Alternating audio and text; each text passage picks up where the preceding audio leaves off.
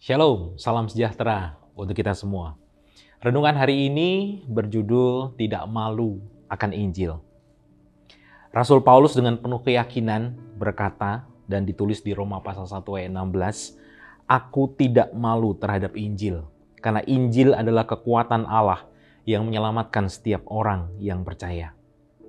Saudara, pernyataan ini menunjukkan keteguhan hati seorang yang mengerti akan kekuatan sejati Injil. Meskipun dunia sering kali memandang Injil sebagai sesuatu yang bodoh. Penyaliban Yesus Kristus, inti dari Injil adalah peristiwa yang penuh penghinaan. Tetapi bagi orang percaya, di dalam salib terdapat kasih Allah yang menyelamatkan manusia dari keberdosaan mereka. Yesus Kristus mati di kayu salib sebagai pengganti kita yang berdosa. John Knox, seorang reformator besar, mengajarkan bahwa pengampunan Allah hanya dapat ditemukan melalui darah Kristus yang tercurah. Hanya di kayu saliblah kita melihat keadilan dan kasih Allah bertemu, tulisnya. Yesus tidak hanya menanggung rasa malu secara umum dan juga mengalami penderitaan fisik, tetapi juga Yesus menanggung murka Allah yang seharusnya saudara dan saya tanggung.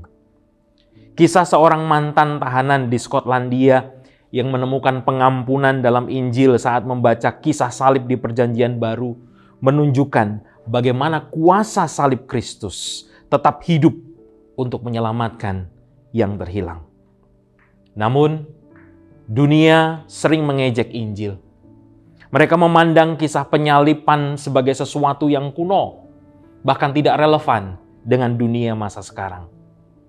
Seperti yang ditegaskan oleh John MacArthur, dunia tidak akan pernah memahami Injil kecuali melalui kuasa Roh Kudus.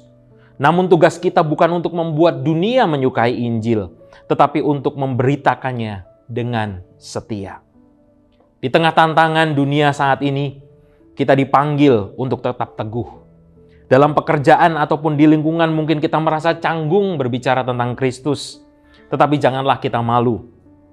Injil adalah kekuatan Allah yang menyelamatkan dunia, terlepas dari reaksi dunia apapun.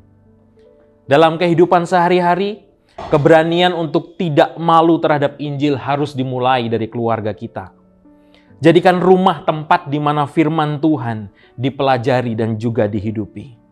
Di gereja kita, doronglah sesama untuk berani dalam memberitakan kebenaran, bahkan ketika kebenaran itu tidak populer. Di tempat kerja, di lingkungan kita, tunjukkan kasih Kristus melalui tindakan, seraya mencari kesempatan untuk berbicara tentang pengharapan kita di dalam Injil.